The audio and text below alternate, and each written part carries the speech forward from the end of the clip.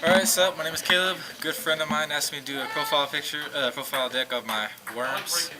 So, just give you a rundown. It's a really cheap deck. If you don't want to spend any kind of money on Yu-Gi-Oh, it's a really simple deck, and it can compete with the top tier decks. I mean, it's not top tier itself because it does have bad hands. That is one of the weaknesses of the deck because you will draw into all traps. But you draw into a decent hand, and more than likely you will win because worm control is really good. If you don't know how worms run, I'll give you the simple combos. We started off with Zex. He's kind of the core of the deck. He's the Foolish Burial, normal summon. He sends a worm card to the graveyard. Run 3 of these. Target for Worm Zex effect, Yagan. Yagan hits the graveyard. By his own effect, if Zex is the only monster you control, you can special summon it face down. So that automatically gives you plays. So 2 level 4s on the field, and when this is flipped, it compulses a card back to the hand. Sends it, has to be face up, but it's useful all the time. You run 3 Yagans. Pretty simple. Keterox, you run 3. He's the searcher of the deck.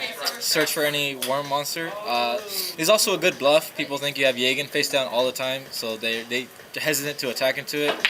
And usually you don't want to save this card if you you have the back row to save it. You want it to get destroyed just so you can get the search off. Worms are light, so we do have Honest.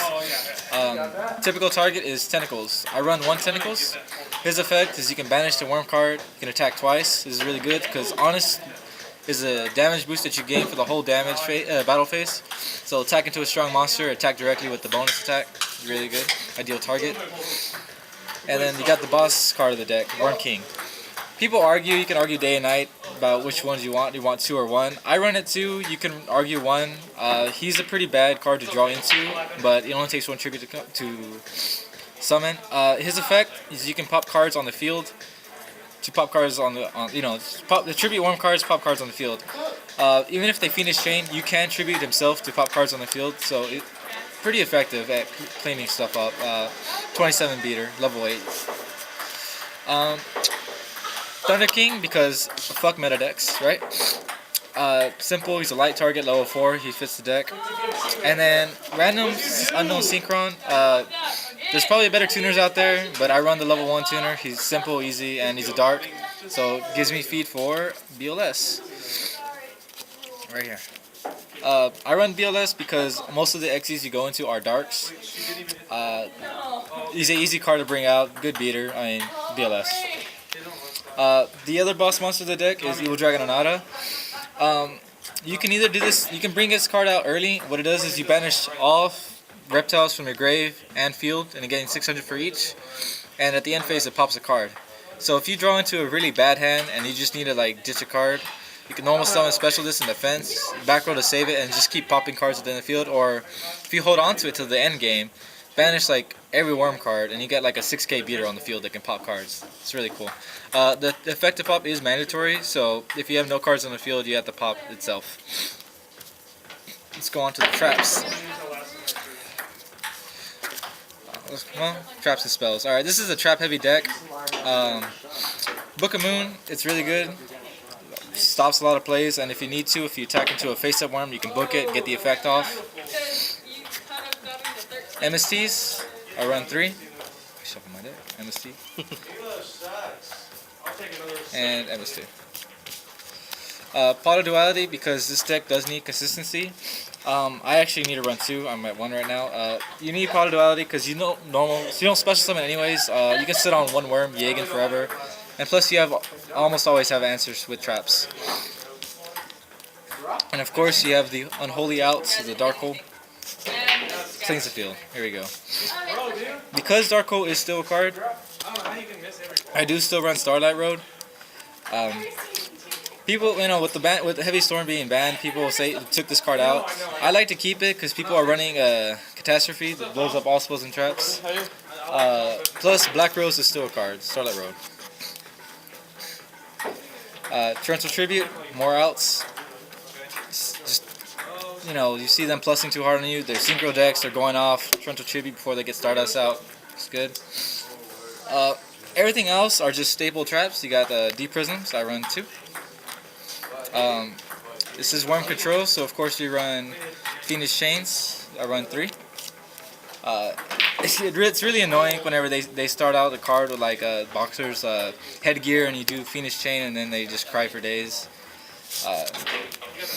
Breakthrough skill for anything that Phoenix Chain can't hit, like Rescue Rabbit and whatnot, because I should probably run more of those, but I only got the one copy. Offering. This is the other trap card that makes this deck really scary. It's an Icarus attack for worms, basically. You tribute one reptile on the field to destroy 2 cards on the field. Like if they're gonna kill your card and you got nothing to stop it, this will just blow stuff up. It's really nice to use at the end phase as well, so they can't chain any traps. Keeps a clean field. I run 2. Mirror Force, obviously. You got your 1 Compulse, your 1 Bottomless. Spanishing. And this is the main reason to run Worms. Worm Nebula. So what this card does is that you can only you activate it, turns all face down cards face up. So Worms will get their effects. Yagen will send a monster to the back. Catarrux will search the deck. And at the end phase that you use this, you set any worm cards you have on the field, draw a card for each, and you can special summon lower summon higher. So Worm King. There is ways to stop this card. The set effect has to happen for you to special summon, and if they book a moon, if you only have 1 card and they book a moon it, you don't get the effect. But this card lets you plus for days. This is the most broken card any archetype has ever gotten. You run 3 of these. If you open Zex and the Nebula, you got like the hand to win already. The last trap is debatable. I just run Dimension Slice because I do XE a lot, and so being able to do it on the turn I set it is just a surprise. On to the extra deck. This is the main one you're going to worry about, King of the Pharaoh Imp. You run a playset. They're all level 4s, so you search out any reptile. You search out Zex or you search out Evil Dragon Anata because it does search anything.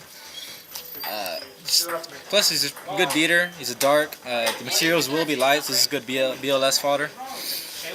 Everything else is basic level 4 staples. You got your main strokes. I run 2 just because you get to set cards on the field.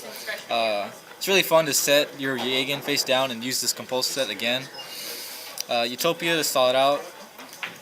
Gaga, Cowboy, it always feels good to win games with this.